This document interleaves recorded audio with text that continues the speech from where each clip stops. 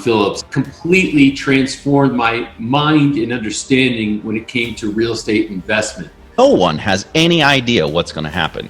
I mean, if you'd asked me 6 months ago if some virus coming out of Wuhan, China would create a stoppage to the entirety of the United States production, I would have said you're high on something. You've been smoking something. A crisis that has crippled our nation, right. Which goes back to know your numbers, get your finances in order. We talked about that in the first series, and I know you had people on who were telling people you have to get your personal finances and your business finances in order. Nobody knew it was going to be a virus, but something can come along and really shake you. I think you would find a lot of people in times of crisis, they try to go for hard assets. You're seeing spikes in hard assets of all different sizes and shapes, right? I think we will see that in the real estate market. I also am of the opinion that once all of this kind of gets under control, however long it is, I think we're actually going to see a spike or this pent-up demand, because again, it's not the same as it was. People still need to move into homes. That's why that's why people are still buying houses here, because they need to. I personally don't feel like the window's going to be massive like it was before. I don't think we're going to have 4 or 5 years of, fun in the sun buying real estate. I don't see that happen.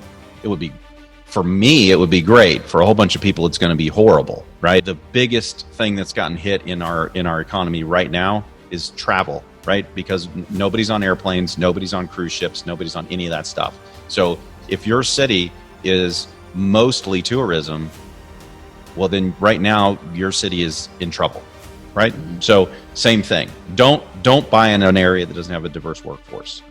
That's probably the most important thing. And then second to that, the number one rule is that it has to cash flow after all expenses. So, principal, interest, taxes, insurance, vacancies, maintenance, all that stuff. Afterwards, you have to have cash flow left over. The more cash flow, the merrier after all of that stuff, right? Yes. Unbreakable rules.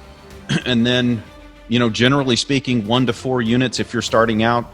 And then, if you've been investing for a while and you've got some more assets and you want to start jumping into smaller multifamily or even larger multifamily units, there's nothing wrong with that either. There's pros and cons to both of those properties, and I own both types. So in a nutshell, that's what you're looking for. Once you explained it, it made a lot of sense to me. It seemed like, in my mind, it's very secure investing. It's not high risk investing at all. And it's steady returns over time. And so to me, I guess, in sort of now looking at the framework of people in the entire world right now gripped by the throat in fear, seeing an economic downturn that is like so fast that it's startling. The reason for the security and the safety that you were talking about is because there's 4 different returns. I know several people who own thousands of units who have forgiven rent for the next month or two to all of their tenants. Because they have the asset base to be able to make that happen. Wow. There's a lot of people in America who are stepping up to the plate to help out. I firmly believe that people who do things like that are blessed in the end with more, because they're generous and they're not like the people I just talked about.